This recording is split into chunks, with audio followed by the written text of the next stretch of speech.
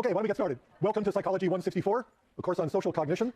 I'm John Kilstrom. I'm a professor in the Department of Psychology, and I'll be your content provider for the semester. There's my contact information, okay? Email if you have any issues that you have to deal with. I'll be having office hours right after class, 10 to 11 on Mondays and Wednesdays, and they'll basically start here. I'll be out there until the last one of you leaves, and then I'll walk relatively slowly over to my office. Anybody who wants to walk back to Pullman with me, we can do office hours right there, and then I'll be there. Otherwise, if those times aren't convenient, by appointment, or just contact me by email. We can probably transact most business just that way. Let me introduce the GSIs, the graduate student instructors for the course. Casey Brown, stand up, Casey. Sorry. Casey Brown's a clinical psychology graduate student. She has a special interest in emotion, and she'll be running the Tuesday sections. Then we have Chloe Chung, is a graduate student in education, interested in developmental psychology, moral development, things like that. And Michaela Simpson, also in clinical psychology, also interested in emotion. She's been running the Monday sections. Chloe's got the Friday sections, Monday, Tuesday, that's it. If you're waitlisted for the course, what you should do is go to the discussion section for which you are waitlisted, all right? Because that's the only way in the course if there's a seat in the discussion section. There's still openings in the Friday discussion sections especially, and we will do our best to move people in. In fact, I made the request this morning to move some more people into the course off the Friday waitlist. In any event, no discussion sections this week, because Monday and Tuesday are already passed, right? We'll begin discussion sections fresh next week, Monday, Tuesday, and Friday, the week of the 27th. So no discussion section on Friday. But if you're waitlisted for the course, go to the discussion section for which you're waitlisted. It's the only way we know that you're really interested. We'll do our best to move you into the class, okay? That's what I have to say about that. Here's the basic text for the course, appropriately titled Social Cognition, subtitle From Brains to Culture, which I guess covers pretty much everything. It's by Susan Fiske and Shelley Taylor, both very distinguished social psychologists, two of the few social psychologists in the National Academy of Sciences. And for those of you who like history, Fiske was Taylor's student, so they think very much alike. It's a very tightly written book.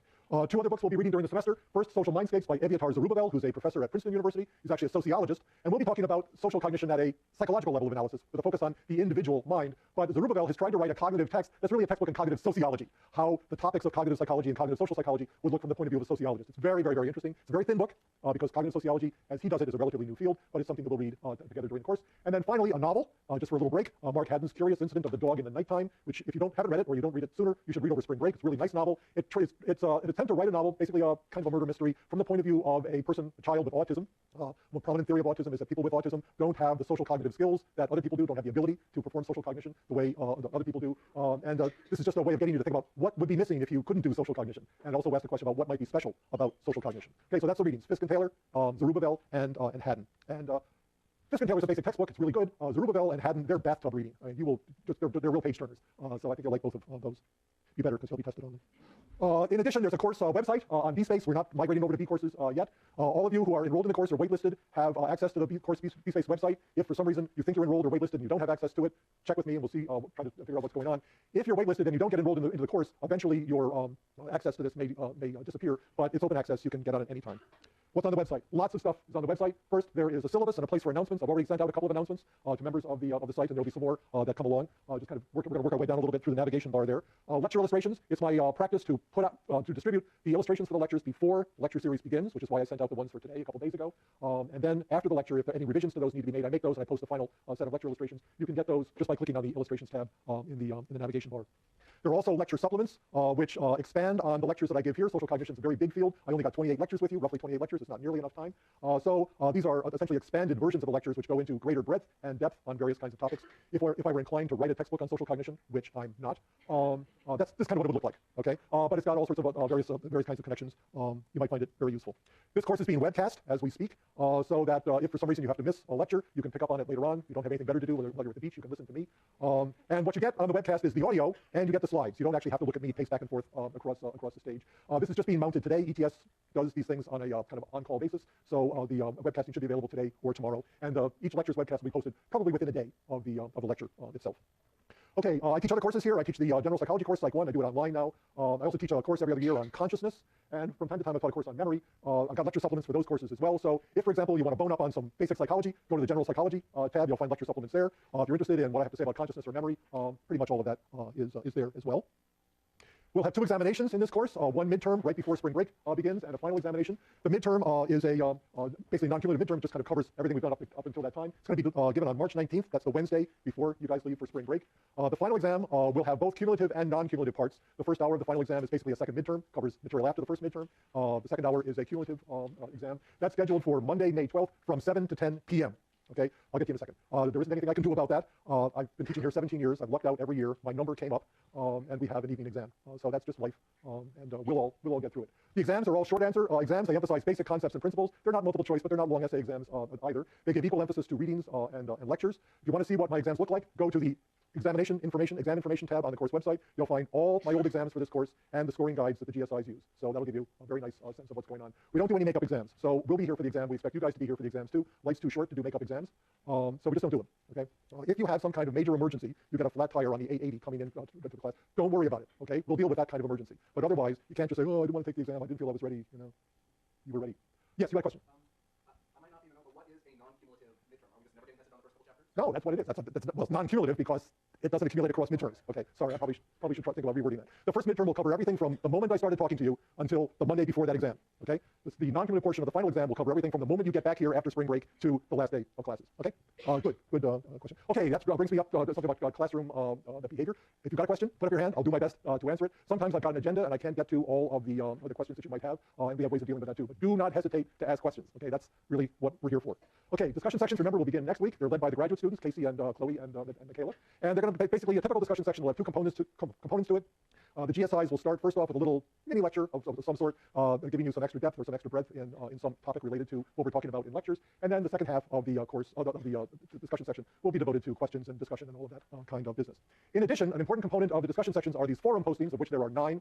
The exams are short answer exams. We try to give you a little bit of more extensive writing experience. So as you'll see in your syllabus, you'll see on the website, there are some short essay prompts that we have, and what we want you to do is to write a couple hundred words in response to those prompts and post them to the discussion forum on the website, and you'll accumulate credits for doing that. Details are in the syllabus, but there are 9 of these that are required, 1 for each major topic in the course. And what we want you to do is to come up with a response that is relatively well organized and supported by evidence. You don't have to do any extra reading for this. All you have to do is think about what we've been talking about in class, think about what you've been reading in the textbook, and apply that knowledge to the discussion prompt, so that you get some practice in communicating your ideas to other people in written form. And there are deadlines for each of these, basically the Sunday after a lecture series has concluded, and those are absolute deadlines. Okay, so they're due at 11:59 on PM, 1 minute before midnight on the date specified, and you get all or none credit. If you post a reasonably written response, you'll get 5 points. If you don't post, or your posting isn't a reasonable response to the question, you get nothing. Okay, so it works just like a neuron. It's either on or off. You will get feedback from the GSIs. You might even get feedback from me. You won't get feedback on each of your postings, but you will get feedback on a critical mass of them. Again, in order to keep the workload sane, that's the way we do that. But other students in your discussion section will also be able to respond to your postings. So again, with any luck, we can get some discussion going outside of class and outside of the discussion sections themselves. Okay, so this is how you manage with forums. If you click on the forums tab in the navigation bar, you'll get a page that looks like this. The first thing you'll see is a forum for queries and comments. If you have any questions about course-related material, whether it's in the lecture or in the readings, or any comments on that material, put it up there. Okay, type it in, put it up. I monitor that list. I'll respond within 1 business day. And again, this is a chance for you to get answered any questions that you may have that you weren't able to raise in class. So there's a queries and comments forum, which we encourage you to use. And then you'll see a bunch of discussion postings. There are 9 of these postings, and there are 9 sections in the course, so there are 81 little forums there. Make sure you know what section you're in, okay, because that's the section you've got to post to. If you're in Michaela's section, but you post your comment to one of Chloe's, Chloe has no idea who you are, right? So don't do that. Make sure you know what section you're in. There are 225 points available in this course, 150-point midterm, 100-point final, 75 points available per section. That's roughly 1/3 of the credits. You'll accumulate 30 points for attendance and participation in discussion section, and then another 45 points, up to 45 points for your forum postings, and that's basically how grades are determined. These are industry standards for grading. If you accumulate 90% or more of the available points, that is more than 202 points, you are guaranteed an A in this course. Okay? If you accumulate 80% or more, you're guaranteed some kind of B. 50% or more, you're guaranteed some kind of C. We lower the industry standard for a C because for some of you, this course might be a reach. You may not have had too much psychology before. You may not have had too much cognitive science before. You may, I don't think so. This isn't rocket science, but you may feel lost from time to time. But lowering the standard for a C, for a passing grade, at least encourages students to take some intellectual risks. If you only accumulate a quarter to a half of the available points, you're going to get some kind of B, and after that, there's no helping you, I suppose.